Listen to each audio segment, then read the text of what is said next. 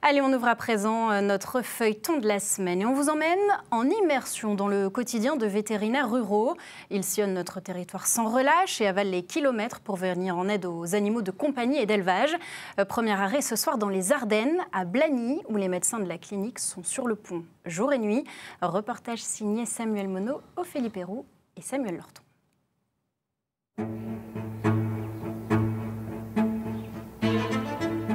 Ils exercent dans l'ombre, au sein de leur clinique ou dans nos campagnes, sillonnant fermes et élevages au nom de l'engagement. Les vétérinaires ruraux, comme les médecins, leur présence est un enjeu de santé publique, mais elle se fait rare. On est toujours disponible, et ça c'est un atout terrible. C'est au détriment de la vie perso, c'est au détriment des vacances, au détriment des week-ends. C'est tellement un métier prenant que si vous n'avez pas un peu de passion, je dis pas que ça va pas, mais pour moi c'est un métier de passionné. Nous les avons suivis pendant 4 jours de Blagny dans les Ardennes à Chaours dans l'Aube. Des terrains d'action immenses, des vies sauvées, des vies perdues aussi, des milliers de kilomètres parcourus au service des animaux, au service de l'humain, au service de ceux qui nous nourrissent. Rien ne semble insurmontable pour ces femmes et ces hommes accrochés à leur vocation. C'est Jules et Fifi. Ça y est? Ouais. Inséparables dans la vie, comme un lien mère-fille. En fait, ma crainte, c'est qu'elle ait peur. Elle va se réveiller, elle ne sera pas à la maison et voilà qu'elle ait un peu peur de tout ça, quoi. Hein, Fifi? Oh oui, tu pars, là. Hein? Je vais l'emmener de l'autre côté, on va s'en occuper. Allez. Allez, à tout à l'heure. Voici Nell, une chienne de 7 ans. Sa maman a tenu à ce qu'elle s'endorme dans ses bras. On doit un peu s'adapter à chaque personne parce qu'il y a des personnes qui sont plus pas du tout stressées, qui nous les déposent, qui nous les laissent et voilà. Et puis d'autres comme madame ici qui je pense n'a pas beaucoup dormi de la nuit. Nell va être stérilisée.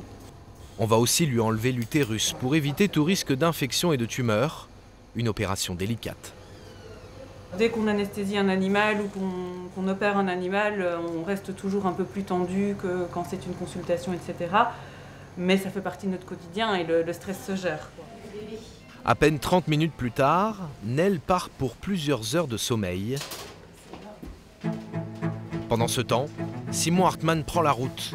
Direction la commune des Deux-Villes, à la frontière belge. Ce jeune vétérinaire de la même clinique vole au secours d'une mère en détresse. La veille, cette vache laitière a tenté de véler.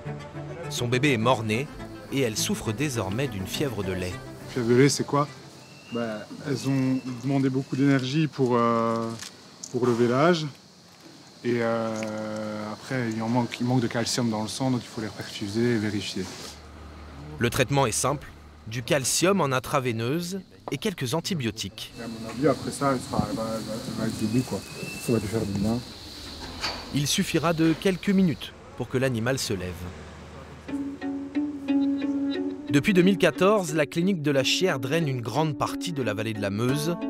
Elle n'a cessé de croître au fil des années. 7 vétérinaires y sont installés. Nous retrouvons Simon, cette fois sur une urgence. Ouais, c'est un chien de chasse et il s'est fait attraper par un sanglier, quoi. Donc il y a 2 points d'impact, une devant l'épaule ici à gauche, c'est assez superficiel, hein. Donc c'est-à-dire qu'on a juste la peau qui a été touchée, pas les muscles, il n'y a pas d'organe vital qui a été touché, et une au niveau de la cuisse droite. Le chien l'a échappé belle, il n'y aura qu'à recoudre ses blessures. On va le mettre au chaud pour surveiller bien son réveil. Puis après, il rentrera en fin de journée là, avec son propriétaire. Il va devoir être au repos pendant 15 jours. Il va avoir des antibiotiques quand même, hein, parce que ça peut s'infecter. Et puis voilà. En cette période de chasse, ils sont nombreux à vivre de tels accidents, parfois bien plus graves, voire mortels. C'est ça, le quotidien d'un vétérinaire rural. Mais ce sont aussi de jolis moments.